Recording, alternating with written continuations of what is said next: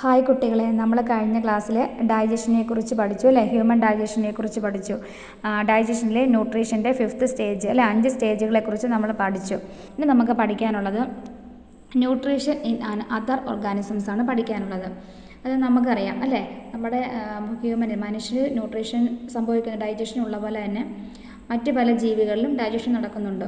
Single celled ജീവികളിലും multi cellular ജീവികളിലുമൊക്കെ ഓർഗാനിസംസിലൊക്കെ ഈ digestion നടക്കുന്നുണ്ട്. അപ്പം അതേക്കുറിച്ചാണ് നമ്മളിനി പഠിക്കാൻ പോകുന്നത്. നമ്മളിപ്പോൾ പഠിക്കുന്നത് ഒരു അമീബയിൽ നടക്കുന്ന സിംഗിൾ സെൽഡ് ഓർഗാനിസമായ അമീബയിൽ നടക്കുന്ന ന്യൂട്രീഷനെ കുറിച്ചാണ് നമ്മൾ ഇനി പഠിക്കാൻ പോകുന്നത്. നമുക്ക് നോക്കാം. Nutrition in other organisms. The picture illustrates the process of nutrition in the single celled amoeba. ഏകകോശ ജീവിയായ അമീബയിൽ നടക്കുന്ന പോഷണത്തിൻ്റെ ന്യൂട്രീഷൻ്റെ ചിത്രീകരണമാണ് നൽകിയിരിക്കുന്നത്. Analyze the picture and record in the science diary the various stages of nutrition in amoeba. അതായത് ചിത്രം വിശകലനം ചെയ്ത് താഴെ നമുക്ക് ചിത്രം തന്നിട്ടുണ്ട്, അത് നോക്കി അമീബയിൽ നടക്കുന്ന പോഷണഘട്ടങ്ങൾ ശാസ്ത്ര പുസ്തകത്തിൽ എഴുതാനാണ് പറഞ്ഞിരിക്കുന്നത്. അപ്പം നമുക്ക് നോക്കിക്കേ. ആദ്യം എന്താണ്, നമ്മളൊരു അമീബയുടെ പിക്ചർ തന്നിട്ടുണ്ട്. റെഡ് കളറിലുള്ള ഫുഡ് പാർട്ടിക്കിളാണ് അല്ലേ, ആഹാര പദാർത്ഥമാണ്, ഫുഡ് പാർട്ടിക്കിളാണ്. അപ്പം നോക്കിക്കേ, ആദ്യമേ അമീബ എന്താ ചെയ്യുന്നത്? ഇഞ്ചക്ഷൻ അല്ലേ, അമീബ ആഹാരത്തെ ഫുഡ് പാർട്ടിക്കിളിനെ ഉള്ളിലേക്ക് സ്വീകരിക്കുന്നു, ഇഞ്ചക്ഷൻ. അത് കഴിഞ്ഞ് അടുത്ത സ്റ്റെപ്പ് എന്താ? അമീബ ശരീരത്തിനുള്ളിൽ വെച്ച് ആഹാരത്തെ ദഹിപ്പിക്കുന്നു അല്ലേ. അടുത്ത എന്താ? അബ്സോർഷൻ എന്താ? നമ്മുടെ ദഹിച്ച ഭക്ഷണത്തിൽ നിന്നും പോഷകാഹാരങ്ങളൊക്കെ രക്തത്തിലേക്ക് ആഗിരണം ചെയ്യപ്പെടുന്നു അല്ലേ. അടുത്ത എന്താ? അടുത്ത സ്റ്റെപ്പ് അസിമിലേഷനിൽ എന്താ സംഭവിക്കുന്നത്? രക്തത്തിൽ എത്തിച്ചേർന്ന പോഷകഘടകങ്ങളൊക്കെ നമ്മുടെ ശരീരത്തിൻ്റെ ഭാഗമായിട്ട് മാറും, അതാണ് അസിമിലേഷൻ. അടുത്ത വേസ്റ്റ് വരുന്നത്, നമുക്ക് നമ്മുടെ പോഷകഘടകങ്ങളൊക്കെ വലിച്ചു കഴിഞ്ഞ് നമുക്ക് വേസ്റ്റ് വരുമല്ലോ, ആ വേസ്റ്റ് എന്താ ചെയ്യുന്നത്? അടുത്ത സ്റ്റെപ്പിൽ ഇഞ്ചക്ഷൻ എന്ന് വെച്ച് കഴിഞ്ഞാൽ നമ്മൾ അമീബ വെളിയിലേക്ക് തള്ളുന്നു, അതാണ് ഇവിടെ പടത്തിൽ കാണിച്ചിരിക്കുന്നത്. അപ്പം ഈ അമീബയിൽ സംഭവിക്കുന്ന ന്യൂട്രീഷൻ പ്രോസസ്സ് നിങ്ങളൊന്ന് പഠിച്ചു വയ്ക്കണം. അപ്പോൾ ഏതൊക്കെയാണ് സ്റ്റെപ്പുകൾ? നമ്മുടെ ഹ്യൂമനിലുള്ള പോലെ തന്നെ first step injection, second digestion, third absorption, fourth assimilation, fifth ejection. Okay, ഇനി നോക്കിക്കേ. Let's observe the picture of the digestive system of some animals. മറ്റു ചില ജീവികളുടെ ദഹന വ്യവസ്ഥയുടെ ചിത്രങ്ങൾ നിരീക്ഷിക്കാം. നമുക്ക് താഴെ തന്നിട്ടുണ്ട്. ഏതൊക്കെയാ? ഹെൻ അല്ലേ, ക്യാറ്റ്, കൗ, ഈ 3 ആനിമൽസിൻ്റെ ചിത്രം നമുക്ക് തന്നിട്ടുണ്ട്. Do the digestive system of these animals have any similarity with our digestive system? Discuss. നമ്മുടെ ദഹന വ്യവസ്ഥയുമായി ഇവയ്ക്ക് എന്തെങ്കിലും സാമ്യം കാണുന്നുണ്ടോ?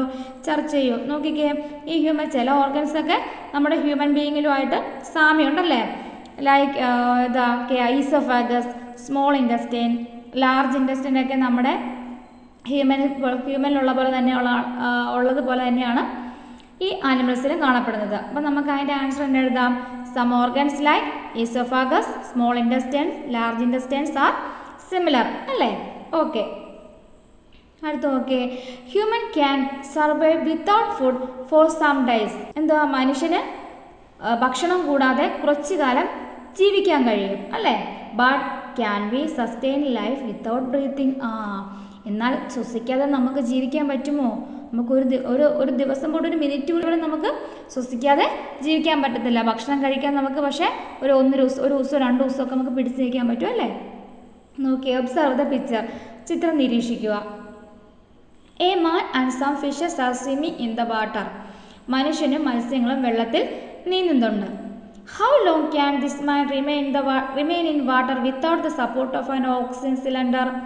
ഈ മനുഷ്യന് ഓക്സിജൻ സിലിണ്ടർ ഉപയോഗിക്കാതെ എത്ര സമയം വെള്ളത്തിൽ മുങ്ങിക്കിടക്കാൻ കഴിയും? Why are we unable to take oxygen from water like fish? മത്സ്യത്തെ പോലെ നമുക്ക് എന്താണ് വെള്ളത്തിൽ നിന്നും ഓക്സിജൻ സ്വീകരിക്കാൻ കഴിയാത്തത്? You can easily guess the reason. It is due to the difference in the respiratory system of man and fish അല്ലേ. നമുക്ക് ഓക്സിജൻ സിലിണ്ടർ, അപ്പം നമ്മളോട് ചിത്രം തന്നിട്ടുണ്ട്, താഴെ കുറച്ച് ഫിഷും ഒരു മനുഷ്യനെ തന്നിട്ടുണ്ട്. അപ്പം ആ മനുഷ്യൻ വെച്ചിരിക്കുന്ന ഓക്സിജൻ സിലിണ്ടർ വെച്ചാണ്. ഓക്സിജൻ സിലിണ്ടർ ഇല്ലാതെ നമുക്ക് ജീവിക്കാൻ പറ്റത്തില്ല. അതെന്താ കാരണം? നമ്മളോട് കാരണം ചോദിച്ചിരിക്കുന്നത് എന്താ? നമ്മുടെ ഓരോരുത്തരുടെയും എന്തുകൊണ്ടാണ് നമുക്ക് മീനുകൾക്ക് വെള്ളത്തിനടിയിൽ ശ്വസിക്കാനും നമുക്ക് പറ്റാത്തതും? It is due to the difference in the respiratory system of man and fish. ഫിഷിൻ്റെയും മത്സ്യങ്ങളുടെയും അതുപോലെ തന്നെ മനുഷ്യരുടെയും ശ്വസന വ്യവസ്ഥയിലുള്ള വ്യത്യാസമാണ് ഇതിന് കാരണം അല്ലേ. നമുക്ക് ലങ്സ്, നമുക്ക് ഒരിക്കലും വെള്ളത്തിൽ നിന്ന് ശ്വാസം എടുക്കാൻ പറ്റത്തില്ല. പക്ഷേ ഫിഷുകളുടെ റെസ്പിറേറ്ററി ഓർഗൻ എങ്ങനെയാണ്, വെള്ളത്തിൽ നിന്ന് ഓക്സിജൻ എടുക്കാൻ പാകത്തിനുള്ള അല്ലെങ്കിൽ അങ്ങനെയുള്ള റെസ്പിറേറ്ററി ഓർഗനാണ് ഫിഷസിനുള്ളത്. ഓക്കെ, അടുത്ത് നമുക്ക് പഠിക്കാനുള്ളത് ഹ്യൂമൻ റെസ്പിറേഷനെ കുറിച്ചാണ്. മനുഷ്യർ നടക്കുന്ന റെസ്പിറേറ്ററി സിസ്റ്റത്തെക്കുറിച്ചാണ് നമുക്കിനി പഠിക്കാനുള്ളത്. How long can you hold your breath? Let's do a simple activity. നിങ്ങൾക്ക് എത്ര സമയം ശ്വസിക്കാതിരിക്കാൻ കഴിയും? ഒരു പ്രവർത്തനം ചെയ്ത് നോക്കുക. Please stand up, take a deep breath. Now try to hold your breath as long as you can. Who has been able to hold breath for long? couldn't hold your breath even for a minute, could you? എന്താ പറഞ്ഞിരിക്കുന്നത്? എല്ലാവരും എഴുന്നേറ്റ് നിൽക്കൂ, നന്നായി ശ്വാസം അകത്തേക്ക് എടുക്കൂ, എന്നിട്ട് ഓരോരുത്തർക്കും കഴിയുന്നത്ര സമയം ശ്വാസം പിടിച്ചു നിൽക്കാനാണ് പറയുന്നത്. ആർക്കാണെങ്കിലും ശ്വാസം പിടിച്ചു നിൽക്കുമ്പോൾ ആർക്കാണ് ഏറ്റവും കൂടുതൽ സമയം ശ്വാസം പിടിച്ചു നിൽക്കാൻ കഴിഞ്ഞത് അല്ലേ നോക്കണം. അത് നിങ്ങൾ കൂട്ടുകാർ തന്നെ ചെയ്ത് നോക്കിയിട്ട് മനസ്സിലാക്കിയാൽ മതി. Let's learn more about breathing. നമുക്ക് ശ്വസനവുമായി ബന്ധപ്പെട്ട കൂടുതൽ കാര്യങ്ങളിലേക്ക് പോകാം. Press your hand on your chest and take a deep breath in and a deep breath out. What are the changes that your body is experience? Don't you feel air coming in and going out? What else do you feel? ഓരോരുത്തരും നെഞ്ച് അമർത്തി പിടിച്ച് ശക്തിയായിട്ട് ശ്വാസം എടുക്കുകയും പുറത്ത് വിടുകയും ചെയ്യൂ. നിങ്ങളുടെ ശരീരത്തിൽ അനുഭവപ്പെടുന്ന മാറ്റങ്ങൾ എന്തൊക്കെയാണ് നമുക്ക് അനുഭവപ്പെടുന്നത്? വായു അകത്തേക്കും പുറത്തേക്കും പോകുന്നു അല്ലേ. നമ്മൾ ശക്തമായി ശ്വാസം എടുക്കുകയും പുറത്തുവിടുകയും ചെയ്യുമ്പോൾ വായു അകത്തേക്കും പുറത്തേക്കും പോകുന്നതാണ് നമുക്ക് അനുഭവപ്പെടുന്നത്. നമുക്കൊരു ബോക്സിൽ ഒരു കാര്യം തന്നിട്ടുണ്ട്. ഇൻഹലേഷൻ ആൻഡ് എക്സലേഷൻ, ഉച്ഛ്വാസവും നിശ്വാസവും. അത് നമ്മൾ പഠിക്കണം കേട്ടോ. Inhalation is the process of taking air into the lungs. വായു ശ്വാസകോശത്തിലേക്ക് എടുക്കുന്ന പ്രവർത്തനമാണ് ഉച്ഛ്വാസം. Okay. Exhalation is the process of movement of air from the lungs to outside. ശ്വാസകോശത്തിൽ നിന്ന് വായു പുറത്തേക്ക് പോകുന്ന പ്രവർത്തനമാണ് നിശ്വാസം അല്ലെങ്കിൽ എക്സ്ഹലേഷൻ. അപ്പോൾ ഉള്ളിലേക്ക് എടുക്കുന്നത് ഇൻഹലേഷനും പുറത്തേക്ക് വിടുന്നത് എക്സ്ഹലേഷനും. അത് നിങ്ങളൊന്ന് പഠിച്ചു വയ്ക്കണം കേട്ടോ. അടുത്ത, how does respiration occur in humans? മനുഷ്യനിൽ ശ്വസന പ്രക്രിയ എങ്ങനെയാണ് നടക്കുന്നത്? നമുക്ക് ഒരു മാതൃക കാണിച്ച് let's construct a model to understand the working of lungs. നമ്മുടെ മനുഷ്യനിലെ ശ്വാസകോശം പ്രവർത്തിക്കുന്നത് എങ്ങനെയാണ്, നമ്മുടെ ലങ്സിൻ്റെ വർക്കിംഗ് നടക്കുന്നത് എങ്ങനെയാണെന്ന് നമുക്ക് ഒരു മോഡൽ നോക്കി അതിൻ്റെ പ്രവർത്തനം മനസ്സിലാക്കാം. ശ്വാസകോശത്തിൻ്റെ പ്രവർത്തനം മനസ്സിലാക്കാം എന്നാണ് നമ്മളോട് പറഞ്ഞിരിക്കുന്നത്. നമുക്ക് ആ മോഡൽ അല്ലെങ്കിൽ പ്രവർത്തനം ചെയ്യുന്നതിന് എന്തൊക്കെ ആവശ്യമാണ്? മെറ്റീരിയൽസ് റിക്വയർഡ് എന്തൊക്കെയാണ്?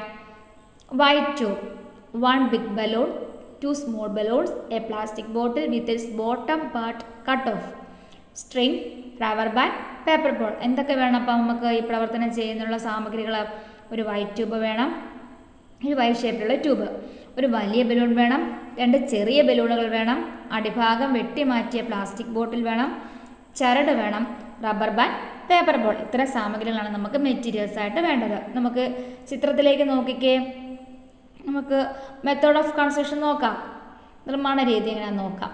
Let's make A model as shown in figure. ഈ ഫിഗറിൽ കാണിച്ചിരിക്കുന്ന പോലെ ഒരു സംവിധാനം ഉണ്ടാക്കാനാണ് നമ്മൾ പറഞ്ഞിരിക്കുന്നത്. Fix the 2 small balloons in the white tube and insert it through the lid of the bottle as shown in the figure. വലിയ ബലൂണിൻ്റെ മധ്യത്തിൽ ഉള്ളിലായി ചെറിയൊരു പേപ്പർ ബോൾ വെച്ച് ഉൾഭാഗത്ത് റബ്ബർ ബാൻഡും പുറം ഭാഗത്ത് ചരടും കെട്ടുക.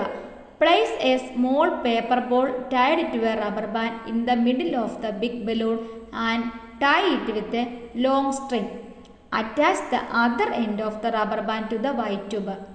Invert the big balloon and attach at the bottom of the bottle with the free end of the string outside. എന്താ പറഞ്ഞിരിക്കുന്നത്? ആദ്യമേ വലിയ ബലൂണിൻ്റെ ഉള്ളിലായി ഒരു ചെറിയ പേപ്പർ ബോൾ വെച്ച് ഉൾഭാഗത്ത് റബ്ബർ ബാൻഡും പുറം ഭാഗത്ത് ചരടും കെട്ടുക. ഓക്കെ. റബ്ബർ ബാൻഡിൻ്റെ മറ്റേ അറ്റം വൈറ്റ് ട്യൂബിൽ ഉറപ്പിക്കുക. പിന്നെന്താ? ബലൂൺ ബോട്ടിലിൻ്റെ അടിഭാഗത്ത് വലിച്ചു കെട്ടുക. പിന്നെന്തുവാ? വൈറ്റ് ട്യൂബിൻ്റെ മുകളറ്റം അടപ്പുമായി ചേരുന്ന ഭാഗം പശയിട്ട് വായു കടക്കാത്ത വിധം ഉറപ്പിക്കുക. അടുത്ത് നോക്കിക്കേ, ഇതിൻ്റെ പ്രൊസീജിയർ നോക്കാം. Gently pull down the string tie to the big balloon. വലിയ ബലൂണിൽ കെട്ടിയ ചരട് മെല്ലെ താഴേക്ക് വലിക്കുക. Okay. What happens when the string is released? എന്താ താഴത്തേക്ക് വലിക്കുമ്പോൾ എന്താ സംഭവിക്കുന്നത്? വലിയ ബലൂൺ താഴത്തേക്ക് വലിഞ്ഞു വരുമ്പോൾ ചെറിയ ബലൂണുകൾ വികസിക്കുന്നില്ലേ? വലിയ ചെറിയ നമ്മുടെ ഡയഗ്രത്തിൽ നോക്കിയാൽ വലിയ ബലൂണിൽ ചരട് വലിക്കുമ്പോൾ നമ്മുടെ കുഞ്ഞു ബലൂണിൽ വികസിക്കും അല്ലേ? അപ്പോൾ പുറമേ നിന്ന് വായു ബോട്ടിലിൽ കൂടെ കയറി നമ്മുടെ കുഞ്ഞു ബലൂൺ രണ്ടും വികസിക്കും, വലുതാകും അല്ലേ? ഓക്കെ. ചരട് വിടുമ്പോഴപ്പോൾ എന്താവും? ചരട് വിടുമ്പോൾ നേരെ തിരിച്ചാവും അല്ലേ?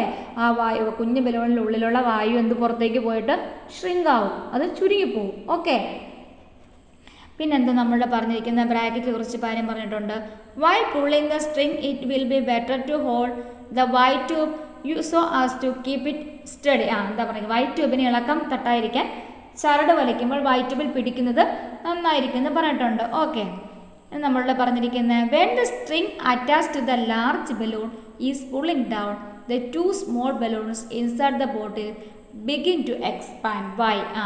ചരടിൽ പിടിച്ച് വലിയ ബലൂൺ താഴേക്ക് വലിച്ചപ്പോൾ കുപ്പിക്കകത്തെ രണ്ട് ബലൂണുകളും വികസിക്കുന്നത് എന്തുകൊണ്ട് അല്ലേ? എന്തുകൊണ്ടാണ് ചോദിച്ചത്? എന്തുകൊണ്ടാണ് വികസിക്കുന്നത്?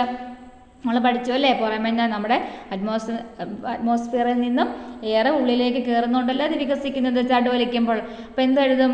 There enters from outside to small balloons അല്ലേ? ഓക്കെ. അടുത്ത് നോക്കിക്കേ, ചരട് വിടുമ്പോൾ അല്ലേ? അടുത്ത് എന്താ?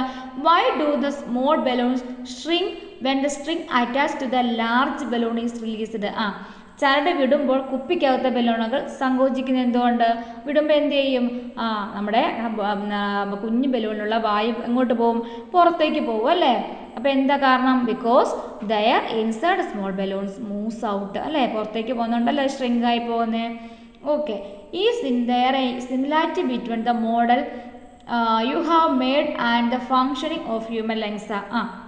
നിങ്ങളുണ്ടാക്കിയ ഈ മാതൃകയുടെ പ്രവർത്തനവുമായിട്ട് മനുഷ്യ ശ്വാസകോശത്തിൻ്റെ അല്ലെ മനുഷ്യൻ്റെ ലങ്സിൻ്റെ പ്രവർത്തനത്തിന് സാമ്യമുണ്ടോ എന്ന് നോക്കാനാണ് നമ്മളോട് പറഞ്ഞിരിക്കുന്നത്. നോക്കിയാൽ നമ്മുടെ മനുഷ്യനിലെ റെസ്പിറേറ്ററി ഓർഗൻസുകളുടെ ഒരു ചിത്രമാണ് നമുക്ക് താഴെ തന്നിരിക്കുന്നത്. നമുക്ക് നോക്കിയാലോ. ഫസ്റ്റിലത്തെ പാർട്ട് നമ്മുടെ റെസ്പിറേറ്ററി സിസ്റ്റത്തിൻ്റെ ഫസ്റ്റ് പാർട്ടാണ് എന്ത്? നോസ്ട്രിൽ അല്ലേ? നമ്മുടെ മൂക്കിൽ രണ്ട് ദ്വാരങ്ങൾ കാണുന്നില്ല, അതാണ് നോസ്ട്രിൽ എന്ന് പറയുന്നത്. മലയാളത്തിൽ നാസാദ്വാരം എന്ന് പറയും. നോസ്ട്രിൽ എന്താ ചെയ്യുന്നത്? നമ്മൾ അറ്റ്മോസ്ഫിയറിൽ നിന്ന് വായു ഉള്ളിലേക്ക് കയറ്റുന്നത് എവിടെ നിന്നാണ്? നോസ്ട്രിൽ കൂടിയാണ് കയറുന്നത്. ഓക്കെ. അത് കഴിഞ്ഞ് ഈ നോസ്ട്രിലിൽ കൂടെ നമ്മൾ വായു വലിച്ചെടുക്കുന്ന വായു ഇതിലെ കൂടെ പോകും നമ്മുടെ ഒരു ട്രക്കിയയിൽ കൂടെയാണ് അടുത്ത ഭാഗം. ട്രക്കിയയിൽ കൂടെയാണ് കടന്നു പോകുന്നത്. ട്രക്കിയ എന്ന് വെച്ചാൽ നമ്മുടെ ഒരു ലോങ് ട്യൂബാണ് ട്രക്കിയ. വായു കടന്നു പോകുന്ന ഒരു ലോങ് ട്യൂബാണ് ട്രക്കിയ. അപ്പം ട്രക്കിയ എന്ന് പറഞ്ഞാൽ എന്താ? ഒരു യു ഷേപ്പ്ഡ് ട്യൂബാണ് അല്ലേ? നമ്മുടെ നാസോദ്വാരത്തിൽ നോസ്ട്രിൽസിൽ നിന്നും വായുവിനെ നമ്മുടെ ലങ്സിൽ എത്തിക്കുന്ന ഒരു ലോങ് ട്യൂബാണ്. യു ഷേപ്പ്ഡ് ലോങ് ട്യൂബാണ് ട്രക്കിയ എന്ന് പറയുന്നത്. ഇതിന് വിൻഡ് പൈപ്പ് എന്നും പറയുന്നുണ്ട്. ഓക്കെ. അടുത്ത ഭാഗം ഏതാ? ഈ ട്രക്കിയ നമ്മുടെ ലങ്സിലേക്ക് രണ്ട് ബ്രാഞ്ചസ് ആയിട്ട് പിരിയുന്നുണ്ട്. ഈ ബ്രാഞ്ചസിനെ പറയുന്ന പേരാണ് ബ്രോങ്കൈ. അപ്പോൾ ട്രക്കിയ രണ്ട് ശ്വാസകോശത്തിലേക്ക് രണ്ട് ലങ്സിലേക്കും രണ്ട് ബ്രാഞ്ചായിട്ട് വിഭജിക്കുന്നു. ആ ബ്രാഞ്ചിനെ പറയുന്ന പേരാണ് ബ്രോങ്കൈ. ഈ ബ്രോങ്കൈ വീണ്ടും ബ്രാഞ്ചസ് ആയിട്ട് വിഭജിക്കുന്നുണ്ട്. ആ ബ്രാഞ്ചസിനെ പറയുന്ന പേരാണ് ബ്രോങ്കൈ. വീണ്ടും ബ്രാഞ്ചസ് ആയിട്ട് വിഭജിക്കുന്ന ആ ബ്രാഞ്ചസിനെ പറയുന്ന പേരാണ് ബ്രോങ്കിയോള്.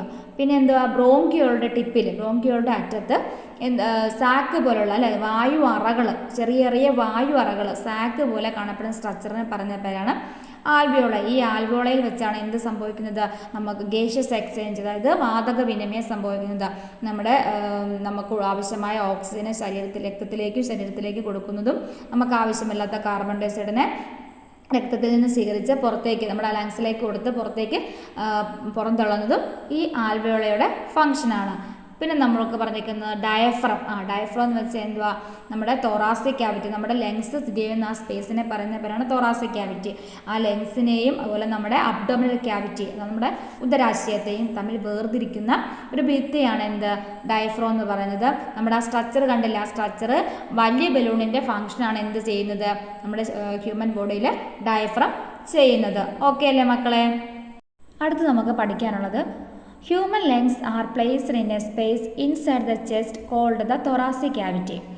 മനുഷ്യൻ്റെ ശ്വാസകോശങ്ങൾ ലങ്സ് എവിടെയാണ് സ്ഥിതി ചെയ്യുന്നത്? നമ്മുടെ നെഞ്ചിനകത്തൊരു സ്പേസ് ഉണ്ടല്ലേ, ആ സ്പേസിനകത്താണ് ശ്വാസകോശങ്ങൾ ലങ്സ് സ്ഥിതി ചെയ്യുന്നത്. ആ സ്പേസിനെ പറയുന്ന പേരാണ് thoracic cavity അല്ലെങ്കിൽ ഔരസാശയം. അപ്പം നമ്മുടെ ലങ്സ് എവിടെ സ്ഥിതി ചെയ്യുന്നത്? thoracic ക്യാവിറ്റിയിലാണ് ലങ്സ് സ്ഥിതി ചെയ്യുന്നത്. Below it is the abdomen. അതിന് താഴെയുള്ള ഭാഗത്തിനെ പറയുന്ന പേരെന്നാ? അബ്ഡോമിനൽ ക്യാവിറ്റി അല്ലെങ്കിൽ ഉദരാശയം. Diaphragm is the muscular wall that separates the thoracic and abdominal cavities. ഇവ വേർതിരിക്കുന്ന പേശി നിർമ്മിതമായ ഭിത്തിയാണ് എന്ത്? ഡയഫ്രം അല്ലേ? മസ്കുലർ വാളാണ്. അതായത് നമ്മുടെ thoracic ക്യാവിറ്റിയെയും നമ്മുടെ അബ്ഡോമിനൽ ക്യാവിറ്റിയും തമ്മിൽ വേർതിരിക്കുന്ന ഒരു മസ്കുലർ വാളാണ്, ഒരു പേശി നിർമ്മിത ഭിത്തിയാണ് എന്ത്? വാളാണ് ഡയഫ്രം എന്ന് പറയുന്നത്. It is slightly bend upwards and is dome shaped. ഇതെങ്ങനെയാണ്? ഇതിൻ്റെ ഷേപ്പ് എങ്ങനെയാണ്? ഇത് അല്പം മേലോട്ട് വളഞ്ഞാണ് ഇരിക്കുന്നത് അല്ലേ? പിന്നെന്താ? ഇതിന് കമാൻ ആകൃതി, ഒരു ഡോം ഷേപ്പാണ്. ഇതിനൊക്കെ ഒരു കമാൻ ആകൃതിയിലാണ് ഇരിക്കുന്നത്. ജസ്റ്റ് ഒരു കർവ് ഷേപ്പിലാണ് ഡയഫ്രം ഇരിക്കുന്നത്. In the above model, the big balloon stretched over the bottom of the bottle can be imagined as the diaphragm and the two smaller balloons as the two lungs. അപ്പം നമ്മൾ മുകളിലൊരു പ്രവർത്തനം ചെയ്തില്ലേ? നമ്മൾ 2 small ബലൂണും ഒരു big ബലൂണൊക്കെ വെച്ച് ഒരു പ്രവർത്തനം ചെയ്തില്ലേ? നിങ്ങൾ നിർമ്മിച്ച ആ ശ്വാസകോശ മാതൃകയിൽ കുപ്പിയുടെ അടിഭാഗത്ത് വലിച്ചു കെട്ടിയ ബലൂണിനെ ഡയഫ്രമായിട്ടും, നമ്മളൊരു ബിഗ് ബലൂണില്ല, അതിനെ ഡയഫ്രമായിട്ടും ചെറിയ 2 ബലൂണുകളെ എന്തായിട്ട് 2 ലങ്സ് ആയിട്ടും അല്ലേ, ശ്വാസകോശങ്ങളായിട്ടും സങ്കല്പിക്കാമെന്നാണ് പറഞ്ഞിരിക്കുന്നത്. അപ്പോൾ അതുപോലെയാണ് നമ്മുടെ ലങ്സിൻ്റെ പ്രവർത്തനം. ഓക്കെ.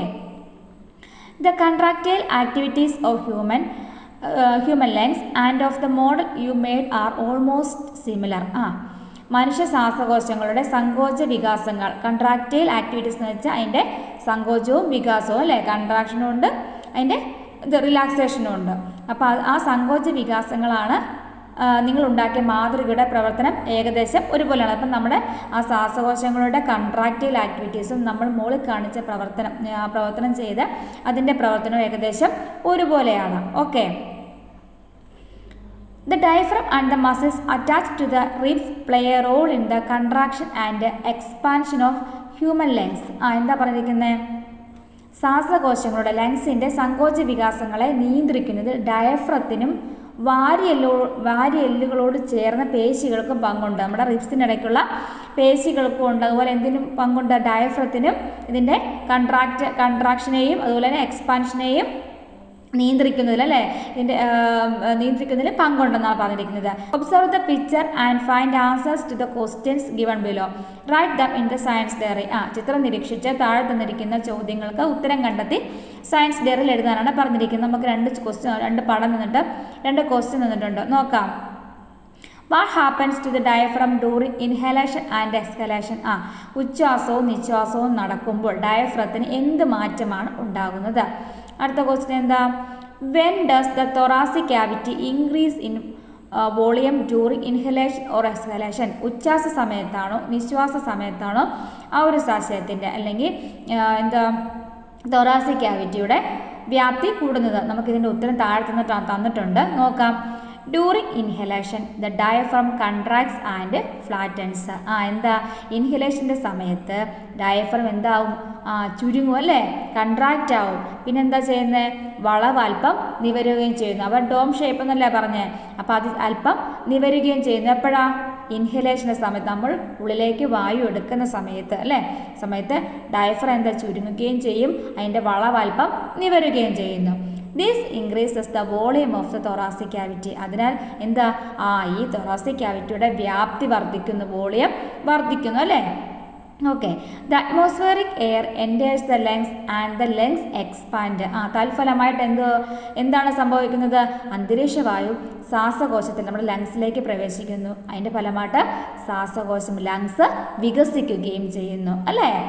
അപ്പോൾ എന്താണ് ഇൻഹലേഷൻ സമയത്ത് സംഭവിക്കുന്നത്? നമ്മൾ പഠിച്ചു. ഇൻഹലേഷൻ സമയത്ത് ഡയഫ്രം ചുരുങ്ങുകയും അതിൻ്റെ വളവൽപ്പം നിവരുകയും ചെയ്യുന്നു. അതുകൊണ്ട് എന്താ? ആ thoracic cavityയുടെ വോളിയം ഇൻക്രീസ് ആകുന്നു. തൽഫലമായി എന്ത് സംഭവിക്കും? അന്തരീക്ഷവായു ശ്വാസകോശത്തിലേക്ക് പ്രവേശിക്കുകയും അതിൻ്റെ ഫലമായിട്ട് ശ്വാസകോശ ലങ്സ് വികസിക്കുകയും ചെയ്യുന്നു. എപ്പോഴാണ്? ഇൻഹലേഷൻ്റെ സമയത്ത്. ഓക്കെ, മനസ്സിലായല്ലോ? ഇനി നമുക്ക് നോക്കാം ഡ്യൂറിങ് എക്സ്ഹലേഷൻ. നിശ്വാസ സമയത്ത് നമ്മൾ വായു പുറത്തേക്ക് വിടുന്ന സമയത്ത് എന്താ സംഭവിക്കുന്നത്? The diaphragm relaxes and both the diaphragm and the lungs return to their previous positions. From the lungs moves out. എന്താ സംഭവിക്കുന്നത്? നിശ്വാസ സമയത്ത് അല്ലെങ്കിൽ എക്സ്ഹലേഷൻ്റെ സമയത്ത് ഡയഫ്രം എന്താ പൂർവ്വസ്ഥിതിയിലാവുന്നു അല്ലെ. ആദ്യം ഇരുന്ന ഏത് അവസ്ഥയിലാണോ ആ അവസ്ഥയിലേക്ക് തിരിച്ചു വരുന്നു. അവർ ലങ്സും പൂർവ്വസ്ഥിതിയിലാവുന്നു. ശ്വാസകോശത്തിൽ നിന്ന് ലങ്സിൽ നിന്ന് വായു അങ്ങോട്ട് പോകുന്നു, പുറത്തേക്ക് പോകുന്നു. ഇതാണ് എക്സ്ഹലേഷൻ സമയത്തും ഇൻഹലേഷൻ സമയത്തും ഉണ്ടാകുന്ന മാറ്റങ്ങൾ. ഓക്കെ, ഇനി അടുത്ത് നമുക്ക് പഠിക്കാനുള്ളത് റെസ്പിറേറ്ററി ട്രാക്റ്റ് ആണ്. റെസ്പിറേറ്ററി ട്രാക്റ്റ് എന്ന് വെച്ചാൽ ശ്വസന പദം എന്നാണ് പറയുന്നത്. Air entering through the nostrils reaches alveoli of lungs. എന്താ നമ്മൾ നോസ്ട്രിലിൽ കൂടെ അല്ലേ വായു അകത്തേക്ക് കടത്തിവിടുന്നത്. ആ നാസാദ്വാരത്തിലൂടെ അകത്ത് കടക്കുന്ന വായു ശ്വാസകോശങ്ങൾ ലങ്സിലെ വായു അറയിലെത്തുന്നു അല്ലേ, വായു അറകളിൽ എത്തുന്നു. Respiratory tract in this air passage from nostrils to lungs. വായുവിൻ്റെ ഈ സഞ്ചാര പാതയാണ് എന്ത്? റെസ്പിറേറ്ററി ട്രാക്ട് എന്ന് പറയുന്നത്. അപ്പോൾ റെസ്പിറേറ്ററി ട്രാക്ട് എന്ന് വെച്ചാൽ എന്തുവാ? നമ്മളെ നോസ്ട്രിൽസിൽ കൂടെ വായു ഉള്ളിനകത്ത് കയറി നമ്മുടെ ലങ്സിൽ എത്തുന്നത് വരെയുള്ള ആ പാത്തിനെ അല്ലെ, ആ പാസേജിനെ, വായുവിൻ്റെ ആ പാസേജിനെ പറയുന്ന പേരാണ് respiratory tract. Complete the flow chart of the respiratory tract using these indicators. എന്താ സൂചനകൾ ഉപയോഗിച്ച് ശ്വസനപഥത്തിൻ്റെ അല്ലേ റെസ്പിറേറ്ററി ട്രാക്റ്റിൻ്റെ ഫ്ലോ ചാർട്ട് പൂർത്തിയാക്കാനാണ് നമ്മളോട് പറഞ്ഞിരിക്കുന്നത്. നമുക്ക് നോക്കാം. നമ്മുടെ ആദ്യം എന്തുവാ? നോസ്ട്രിൽസ് അല്ലേ. നമ്മൾ വായു ഉള്ളിലേക്ക് വലിച്ചെടുക്കുന്നത് എന്ത് വഴിയാണ്? നമ്മുടെ മൂക്കിലെ 2 ദ്വാരങ്ങൾ വഴി അല്ലേ. അതിന് പറഞ്ഞ പേരാണ് നോസ്ട്രിൽസ് അല്ലേ. നോസ്ട്രിൽസ് കഴിഞ്ഞ് എന്തുവാ? വായു ഇതിലെ കൂടെയാണ് കടന്നു പോകുന്നത്? ട്രക്കിയ അല്ലേ. ട്രക്കിയെ കൂടെ കടന്നു പോകുന്നു. ട്രക്കിയെ കൂടെ കടന്നുപോയി ട്രക്കിയെ നമ്മൾ പഠിച്ചുമ്പോൾ 2 ബ്രാഞ്ചായിട്ട് പിരിയുന്നു. ആ ബ്രാഞ്ച് എന്താ? ബ്രോങ്കൈ അല്ലേ. അടുത്ത ബ്രോങ്കയിൽ കൂടെ കടന്നു പോകുന്നു വായു. പിന്നെ എന്താ? ബ്രോങ്കൈ വീണ്ടും ബ്രാഞ്ചസ് ആകുന്നില്ലേ. അപ്പം വായു അതിലെ കൂടെ കടന്നു പോകുന്നു. ആ ബ്രാഞ്ചസിനെ പറയുന്നത് തന്നെ ബ്രോങ്കിയോൾ അല്ലേ. ബ്രോങ്കിയോൾ. പിന്നെ വായു അതിലെ കൂടെ കടന്നു പോകുന്നു. ഈ ബ്രോങ്കിയോളിൻ്റെ ടിപ്പിൽ വായു അറകളുണ്ടെന്ന് നമ്മൾ പഠിച്ചു. അതിനെ പറയുന്ന പേര് ആൽവിയോളയാണെന്ന് നമ്മൾ പഠിച്ചു. അപ്പോൾ വായു അടുത്ത് എങ്ങോട്ട് പോകുന്നു? ആൽവിയോളയിലേക്ക് പോകുന്നു അല്ലേ. അപ്പോൾ നമ്മൾക്ക് ആ ഫ്ലോ ചാർട്ട് നോക്കിയാലോ. നോസ്ട്രിൽസ്, ട്രക്കിയെ, ബ്രോങ്കൈ, ബ്രോങ്കിയോൾസ്, പിന്നെ ആൽവിയോളസ്. ഓക്കെ, മനസ്സിലായല്ലോ. ഇതാണ് നമ്മുടെ എയറിൻ്റെ പാസേജ് അല്ലേ. എയർ നമ്മുടെ നോസ്ട്രിൽസിൽ കൂടെ നമ്മുടെ ലങ്സിൽ എത്തുന്നത് വരെയുള്ള പാസേജാണ് നമുക്ക് തന്നിരിക്കുന്നത്. How is the passage of air through the respiratory tract made possible? Examine the illustration below. നമ്മളോട് ചോദിച്ചിരിക്കുക ഈ ശ്വസന പഥത്തിലൂടെയുള്ള വായുവിൻ്റെ സഞ്ചാരം സാധ്യമാകുന്നത് എങ്ങനെയാണ്? താഴെ കൊടുത്തിരിക്കുന്ന ചിത്രീകരണം പരിശോധിക്കാനാണ് പറഞ്ഞിരിക്കുന്നത്. അപ്പം നമുക്ക് 2 എണ്ണം തന്നിട്ടുണ്ട്. ഇൻഹലേഷൻ തന്നിട്ടുണ്ട്, എക്സ്ഹലേഷൻ തന്നിട്ടുണ്ട്. ഇൻഹലേഷൻ എന്ന് വെച്ചാൽ നമ്മൾ വായു ഉള്ളിലേക്ക് എടുക്കുക, എക്സ്ഹലേഷൻ വെച്ച് നമ്മൾ വായു പുറത്തേക്ക് വിടുമ്പോൾ. അപ്പോൾ നമുക്ക് നോക്കാം ഇൻഹലേഷൻ എന്തൊക്കെ മാറ്റങ്ങളാണ് അല്ലെ എന്തൊക്കെയാണ് സംഭവിക്കുന്നത് നമുക്ക് നോക്കാം. Inhalation. The diaphragm contracts and flattens slightly. Rib cage lift upwards.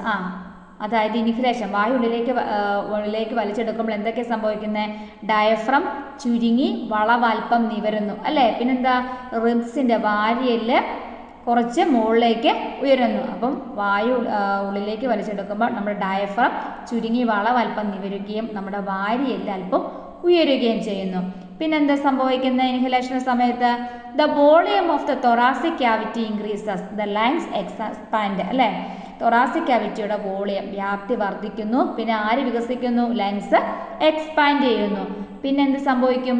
Atmospheric air enters the lungs. അതിൻ്റെ ഫലമായിട്ട് എന്താ സംഭവിക്കുന്നത്? നമ്മുടെ പുറത്തുനിന്നുള്ള അറ്റ്മോസ്ഫിയറിക് എയർ ലങ്സിലേക്ക് പ്രവേശിക്കുന്നു അല്ലേ. വായു ശ്വാസകോശത്തിലേക്ക് പ്രവേശിക്കുന്നു. ഇതാണ് ഇൻഹലേഷനിൽ നടക്കുന്നത്. അപ്പോൾ ആദ്യമേ വായു നമ്മളെ ഉള്ളിലേക്ക് എടുക്കുമ്പോൾ എന്തൊക്കെ സംഭവിക്കുന്നത്? ഡയഫ്രം ചുരുങ്ങുന്നു, അതിൻ്റെ വളവൽപ്പം നിവരുന്നു, വാരിയെല്ല് അല്പം ഉയരുന്നു. പിന്നെന്താ? നമ്മുടെ തൊറാസിക് ക്യാവിറ്റി അല്ലേ, ഒരു സാസ്യം തൊറാസിക് ക്യാവിറ്റിയുടെ വ്യാപ്തി വർദ്ധിക്കുന്നു, നമ്മുടെ ലങ്സ് വികസിക്കുന്നു. പിന്നെന്താ? വായു നമ്മുടെ ലങ്സിലേക്ക് പ്രവേശിക്കുന്നു. ഇനി എന്താ? ഇനി നിശ്വാസം അല്ലെങ്കിൽ എക്സ്ഹലേഷൻ. എക്സ്ഹലേഷൻ എന്തൊക്കെയാണ് സംഭവിക്കുന്നത്? എക്സ്ഹലേഷൻ നമ്മൾ വായു പുറത്തേക്ക് വിടുമ്പോൾ നമ്മുടെ ഡയഫ്രം എന്താവുന്നു? പൂർവ്വസ്ഥിതിയിലാവുന്നു അല്ലെ, ആദ്യത്തെ സ്ഥിതി. അത് the diaphragm returns to the previous state and the rib cage moves down. നമ്മുടെ ഡയഫ്രം നേരത്തെ നിന്നും ആദ്യം ഉണ്ടായിരുന്ന അവസ്ഥയിലേക്ക് ഡയഫ്രം പൂർവ്വസ്ഥിതിയിലാവുന്നു. പിന്നെ നമ്മുടെ റിബ്സ് എന്താ ആകുന്നു? താഴുന്നു അല്ലേ. പിന്നെന്ത് സംഭവിക്കുന്നു? The volume of the thoracic cavity decreases and lungs contract. നമ്മുടെ തൊറാസിക് ക്യാവിറ്റിയുടെ വ്യാപ്തി കുറയുന്നു, ശ്വാസകോശം അല്ലെ ലങ്സ് ചുരുങ്ങുന്നു അല്ലെ, കൺട്രാക്റ്റ് ആവുന്നു. പിന്നെന്താ? The air from the lungs moves out. അതിൻ്റെ ഫലമായിട്ട് എന്താ സംഭവിക്കുന്നത്? നമ്മുടെ ലങ്സിലുള്ള എയർ പുറത്തേക്ക് പോകുന്നു അല്ലേ, വായു പുറത്തേക്ക്, ലങ്സിൽ നിന്ന് വായു, ശ്വാസകോശത്തിൽ നിന്ന് വായു പുറത്തേക്ക് പോകുന്നു. ഇതാണ് നമ്മുടെ വായു. ഇങ്ങനെയാണ് നമ്മുടെ വായു സഞ്ചാരം, നമ്മുടെ റെസ്പിറേറ്ററി ട്രാക്റ്റിൽ കൂടെയുള്ള വായു പാസേജ്, എയറിൻ്റെ പാസേജ് സാധ്യമാകുന്നത് ഇങ്ങനെയാണ്. ഓക്കെ മനസ്സിലായില്ല മക്കളെ? ഓക്കെ, അടുത്ത് നോക്കിയേ. Write in the science diary the different stages of inhalation and exhalation. ഉച്ഛ്വാസ പ്രക്രിയയിലും നിശ്വാസ പ്രക്രിയയിലും വിവിധ ഘട്ടങ്ങൾ എന്തെല്ലാം, അത് നിങ്ങൾ ഡയറി എഴുതാനാണ് പറഞ്ഞിരിക്കുന്നത്. നമ്മളിപ്പോൾ പഠിച്ചു കഴിഞ്ഞാൽ അതാണ്, അത് നിങ്ങൾ എഴുതി വയ്ക്കുക. Observe the table showing the levels of various components in the inhaled and exhaled air. ഇനി നമുക്ക് നോക്കിയേ. Observe the table showing the levels of various components in the inhaled and exhaled air. നമ്മുടെ ഇൻഹേൽഡ് എയറിലും exhaled എയറിലും വിവിധ ഘടകങ്ങളുടെ അളവ് കാണിക്കുന്ന ഒരു പട്ടിക നമുക്ക് തന്നിട്ടുണ്ട് അല്ലേ. നമുക്ക് ആ പട്ടിക നോക്കിയാലോ. ഇൻഹേൽഡ് എയർ, ഇൻഹേൽഡ് എന്ന് വെച്ചാൽ നമ്മുടെ ഉള്ളിലേക്ക് വലിക്കുന്ന വായു, ഉച്ഛ്വാസവായു. ലെവൽ ഇൻ പെർസെൻറ്റേജ് നോക്കിക്കേ. ഇൻഹേൽഡ് എയറിൽ ഓക്സിജൻ എത്ര പെർസെൻറ്റേജ് ഉള്ളത്? 21% ഉണ്ടല്ലേ. Carbon dioxide 0.04%. നൈട്രജൻ എത്ര പെർസെൻറ്റേജ് ഉണ്ട്? 78% ഉണ്ടല്ലേ ഇൻഹേൽഡ് എയറിൽ. അതുപോലെ മോയ്സ്ചർ 0.96% ഉണ്ട്. അപ്പോൾ ഈ ടേബിൾ നിങ്ങൾ കൃത്യമായിട്ട് പഠിച്ചു വെക്കണം കേട്ടോ, ഇത് പരീക്ഷയ്ക്ക് ചോദിക്കും. ഓക്കെ, പിന്നെ നോക്കിയേ. എക്സ്ഹേൽഡ് എയറിൽ ഓക്സിജൻ എത്ര പെർസെൻറ്റേജ് ഉണ്ട്? നിശ്വാസവായുവിൽ 50% ഉള്ള ഓക്സിജൻ. കാർബൺ ഡൈ ഓക്സൈഡോ 4% ഉണ്ട്. നൈട്രജൻ എത്ര പെർസെൻറ്റേജ് ഉണ്ടോ? 78%. മോയ്സ്ചറോ 3% ഉണ്ട്. അപ്പോൾ നോക്കിക്കേ. Is the level of all components in inhaled and exhaled air are the same.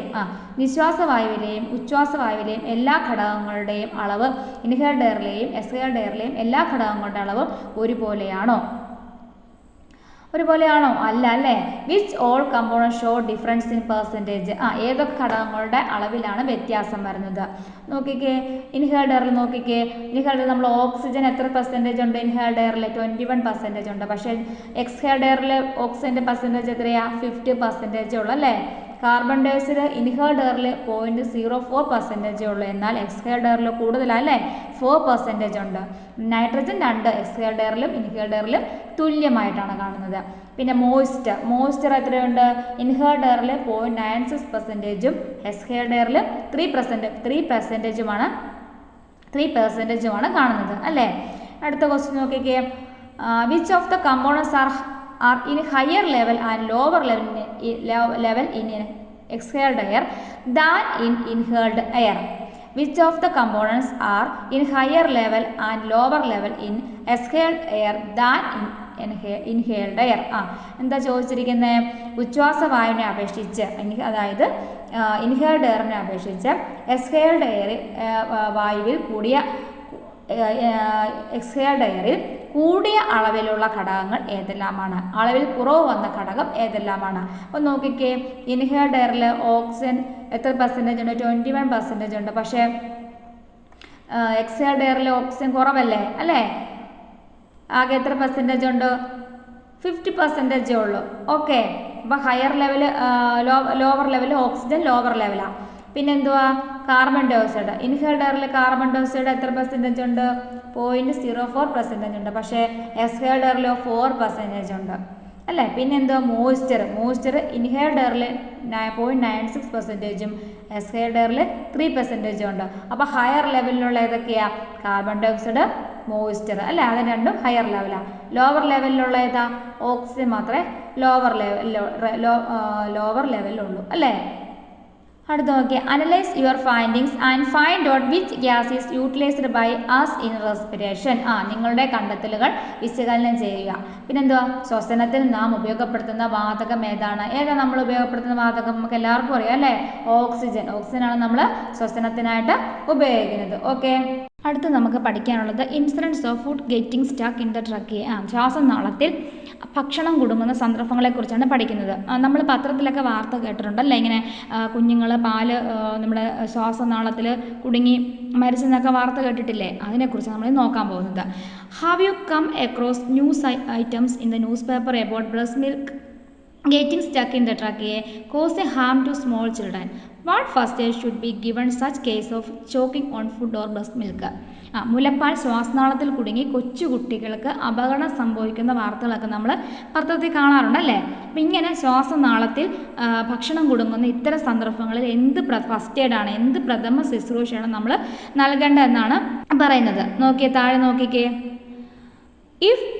If the food is stuck in the trachea, that person should be asked to cough forcefully. With the force of cough, the food will be ejected. എന്താ പറഞ്ഞിരിക്കുന്നത്? ശ്വാസനാളത്തിൽ ഭക്ഷണം കുടുങ്ങിയാൽ, അല്ല ട്രക്കിയയിൽ ഭക്ഷണം കുടുങ്ങിയാൽ ആ വ്യക്തിയോട് ശക്തിയായി ചുമയ്ക്കാൻ ആവശ്യപ്പെടണം.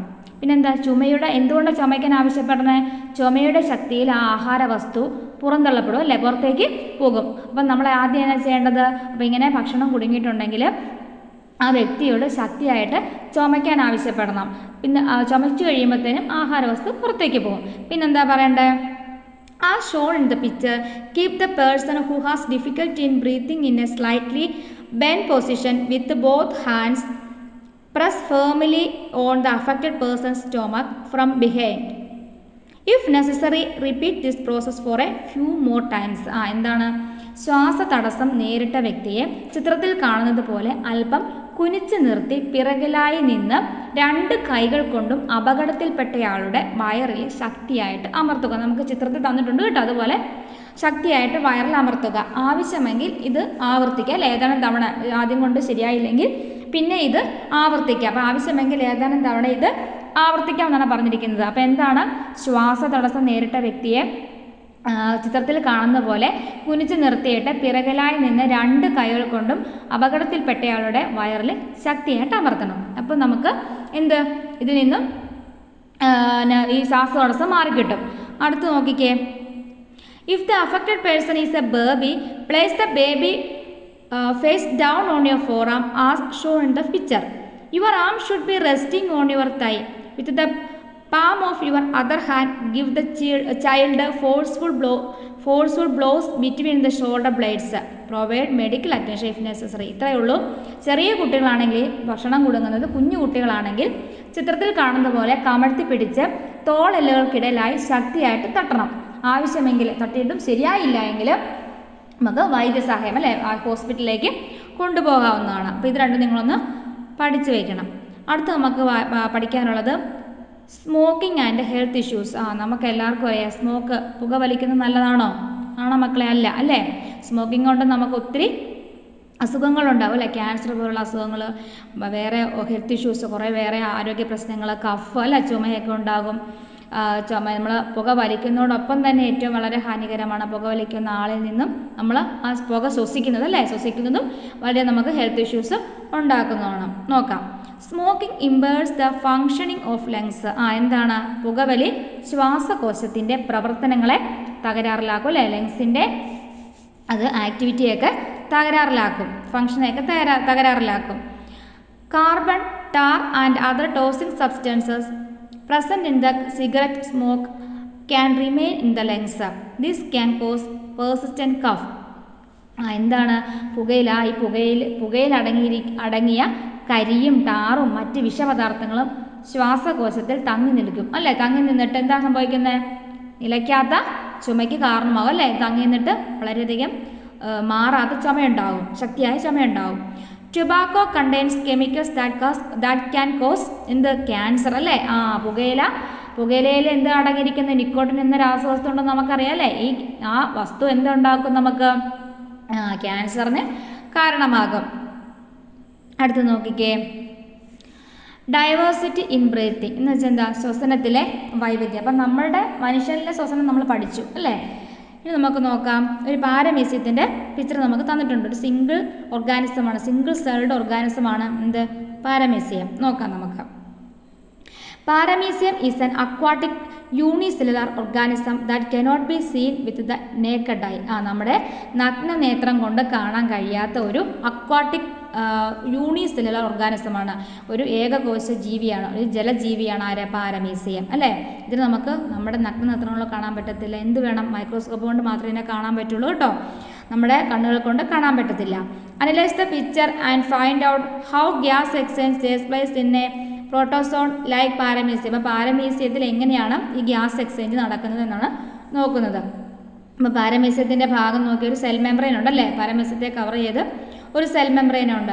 ഈ cell membrane എന്ന് വെച്ചാൽ കോശ സ്ഥലം. ഈ സെൽ മെംബ്രെയിനാണ് പാരമീസിയത്തിൽ ഓക്സിജനെ അകത്തേക്ക് സ്വീകരിക്കുകയും കാർബൺ ഡൈ ഓക്സൈഡിനെ പുറത്തേക്ക് വിടുകയും ചെയ്യുന്നത്. നമുക്ക് നോക്കാം. Paramecium takes in oxygen dissolved in the surrounding water through the cell membrane and gives out carbon dioxide. എന്താ? പാരമീസിയം സെൽ മെംബ്രെയിൻ വഴി ഓക്സിജനെ സ്വീകരിച്ചിട്ട് സെൽ മെംബ്രെയിൻ വഴി തന്നെ കാർബൺ ഡൈ ഓക്സൈഡിനെ വെളിയിലേക്ക് വിടുന്നു. അങ്ങനെയാണ് പാരമീസിയത്തിൽ റെസ്പിറേഷൻ നടക്കുന്നത്. ഓക്കെ മക്കളെ, അടുത്ത് നോക്കിക്കേ. Analyse the table and understand the diverse types of respiration in organisms. എന്താ? അതായത് നമുക്കൊരു ടേബിൾ വന്നിട്ടുണ്ട് അല്ലേ? ചുവടെ നൽകിയിരിക്കുന്ന ചിത്രങ്ങളൊക്കെ നിരീക്ഷിച്ച് ജന്തുക്കളിലെ ശ്വസന വൈവിധ്യം മനസ്സിലാക്കാനാണ് നമ്മളോട് പറഞ്ഞിരിക്കുന്നത്. നോക്കാം. Organism, diversity in respiration. അതിൽ ഓർഗാനിസം നമുക്കൊരു എന്തിൻ്റെ പടം തന്നിരിക്കുന്ന? ഒരു എർത്ത് വേം അല്ലേ? ഒരു മണ്ണിരയുടെ പടം തന്നിട്ടുണ്ട്. അപ്പം എന്താണ് part the helps in respiration? അതിൻ്റെ ഏത് പാർട്ടാണ് മണ്ണിരയ്ക്ക് റെസ്പിറേഷനെ സഹായിക്കുന്നത്, ശ്വസനത്തിനെ സഹായിക്കുന്നത്? അതിൻ്റെ സ്കിന്നാണ് അല്ലേ? മോയിസ്റ്റ് സ്കിന്നാണ് മണ്ണിരയെ അതിനെ റെസ്പിറേഷന് സഹായിക്കുന്നത്. അടുത്ത് നോക്കിയൊരു ഫിഷിന് തന്നിട്ടുണ്ട്. ഫിഷിൻ്റെ ഏത് പാർട്ടാണ് റെസ്പിറേഷന് സഹായിക്കുന്നത്? ഗിൽസ് അല്ലേ? ചെകിളപ്പൂക്കൾ അല്ലെങ്കിൽ ശകുലങ്ങൾ എന്ന് പറയും. പിന്നെന്താ? ഫ്രോഗിൻ്റെ ഏതാ? ഫ്രോഗിന് രണ്ടുമുണ്ട്. ഫ്രോഗ് എവിടെയൊക്കെ? കരയിലും ജീവിക്കും വെള്ളത്തിലും ജീവിക്കും അല്ലേ? അപ്പം കരയിൽ ജീവിക്കുമ്പം ഏതാ അതിൻ്റെ റെസ്പിറേറ്ററി ഓർഗൻ? ലങ്സ് ആണ് അല്ലേ? കരയിലാവുമ്പോൾ ലങ്സും, പിന്നെ വാട്ടറിലാവുമ്പോഴോ മോയിസ്റ്റ് സ്കിന്നുമാണ് ഫ്രോഗിൻ്റെ റെസ്പിറേറ്ററി ഓർഗൻ. പിന്നെ അടുത്ത് നോക്കിക്കേ. സ്പൈഡർ അല്ലേ? ചെലന്തി തന്നിട്ടുണ്ട്. സ്പൈഡറിൻ്റെ എന്താണ് ശ്വസനത്തിനെ സഹായിക്കുന്ന റെസ്പിറേറ്ററി ഓർഗൻ ഏതാ? ബുക്ക് ലങ്സ് എന്നാ പേര്. Book lungs. അപ്പം സ്പൈഡറിൻ്റെ റെസ്പിറേറ്ററി ഓർഗൻ്റെ പേരെന്താണ്? Book lungs. ഇത് നിങ്ങൾ കൃത്യമായിട്ട് പഠിച്ചു വെക്കണം കേട്ടോ. പരീക്ഷയ്ക്ക് ഉറപ്പായിട്ടും ചോദിക്കും. അടുത്ത് നോക്കിക്കേ.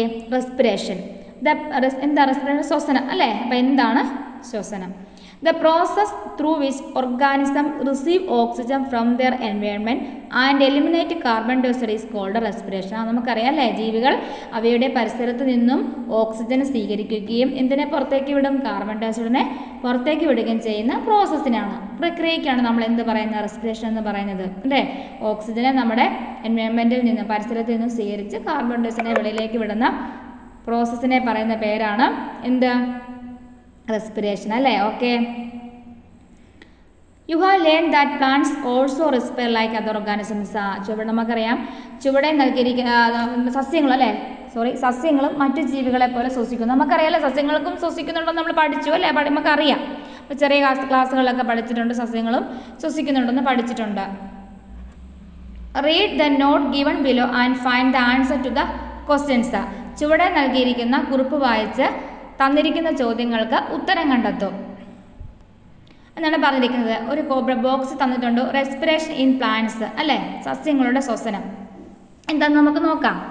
Plants also absorb oxygen from the atmosphere and release carbon dioxide. ജന്തുക്കളെ പോലെ തന്നെ സസ്യങ്ങളും അന്തരീക്ഷത്തിൽ നിന്നും ഓക്സിജൻ സ്വീകരിക്കുകയും കാർബൺ ഡൈ ഓക്സൈഡ് പുറന്തള്ളുകയും ചെയ്യുന്നു അല്ലേ? നമ്മൾ പഠിച്ചിട്ടുണ്ട്. Stomata are the fine pores found in leaves and tender stem that help in gas exchange in plants. എന്താ? ഇലകളിലും ഇളം കാണ്ഡങ്ങളിലും അല്ലെ? ടെൻഡർ സ്റ്റെം എന്ന് വെച്ചാൽ ഇളം കാണ്ഡങ്ങളിലും കാണപ്പെടുന്ന സൂക്ഷ്മങ്ങളായ സ്റ്റൊമാറ്റ മലയാളത്തിൽ പറയുന്നത് ആസ്യരന്ധ്രങ്ങൾ എന്നാണ്. ആ ചെറിയ സ്പോർട്സായ സ്റ്റൊമാറ്റ വഴിയാണ് എന്ത് ഗ്യാസ് എക്സ്ചേഞ്ച് നടക്കുന്നത്, റെസ്പിറേഷൻ നടക്കുന്നത്. അപ്പം ലീവ്സിൽ എന്ത് വഴിയാണ് ശ്വസനം നടക്കുന്നത്? സ്റ്റൊമാറ്റ വഴി അല്ലേ. സ്മോൾ പോഴ്സായ, അതായത് ടെൻഡർ സ്റ്റെമിലും ലീവ്സിലുമുള്ള ഫൈൻ പോഴ്സ്, സ്മോൾ പോഴ്സായ എന്തുവഴി? സ്റ്റൊമാറ്റ വഴിയാണ് സസ്യങ്ങളിൽ റെസ്പിറേഷൻ നടക്കുന്നത്. അപ്പോൾ അതൊന്ന് നോക്കി വെച്ചേക്കണം കേട്ടോ. താഴെ നമുക്ക് കുറച്ച് ക്വസ്റ്റ്യൻസ് തന്നിട്ടുണ്ട്, നമുക്ക് നോക്കാം.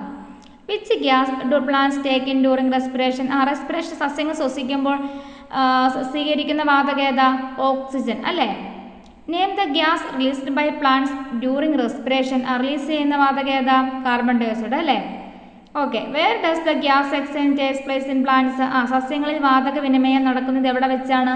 സ്റ്റൊമാറ്റോ. നമ്മൾ പഠിച്ചു അല്ലേ, മോളെ പഠിച്ചു. From this unit we have understood 2 important activities that takes place in our body suggest digestion and respiration. നമ്മുടെ ശരീരത്തിൽ നടക്കുന്ന 2 പ്രധാന പ്രവർത്തനങ്ങളായ ഡൈജഷൻ അല്ലെ, ദഹനം, റെസ്പിറേഷൻ ശ്വസനം എന്നിവയെക്കുറിച്ചാണ് നമ്മൾ ഈ യൂണിറ്റിൽ പഠിച്ചത് അല്ലേ. You are also convinced about the importance of maintaining healthy habits that will help in proper functioning of digestive and respiratory system. Follow them in your daily life. എന്താണ് പറയുന്നിരിക്കുന്നത്? ദഹന വ്യവസ്ഥയുടെയും ശ്വസന വ്യവസ്ഥയുടെയും ശരിയായ പ്രവർത്തനത്തിന് ഉതകുന്ന ശീലങ്ങൾ പാലിക്കേണ്ടതിൻ്റെ പ്രാധാന്യം നമുക്ക് ബോധ്യപ്പെട്ടല്ലോ അല്ലേ. ഇപ്പോൾ അടുത്ത് നമ്മൾ പഠിച്ചു അല്ലേ, നമ്മുടെ ഹെൽത്തിന് ഇഷ്യൂ വരാതെ നമ്മൾ പാലിക്കേണ്ട ശീലങ്ങളൊക്കെ നമ്മൾ പഠിച്ചു അല്ലേ. അപ്പോൾ ഇത് നമ്മൾ നിത്യജീവിതത്തിൽ ശീലമാക്കാനാണ് നമ്മളോട് പറഞ്ഞിരിക്കുന്നത്. അപ്പോൾ അതോടുകൂടി നമ്മുടെ ചാപ്റ്റർ അവസാനിക്കുകയാണ്. അപ്പോൾ അടുത്ത ക്ലാസ്സിൽ ടീച്ചർ ഇതിൻ്റെ ക്വസ്റ്റ്യൻ ആൻസറുമായിട്ട് വരുന്നതായിരിക്കും കേട്ടോ. അപ്പോൾ നിങ്ങൾ നന്നായിട്ട് ഈ പാഠം വായിച്ച് മനസ്സിലാക്കി വയ്ക്കുക. ഓക്കെ മക്കളെ.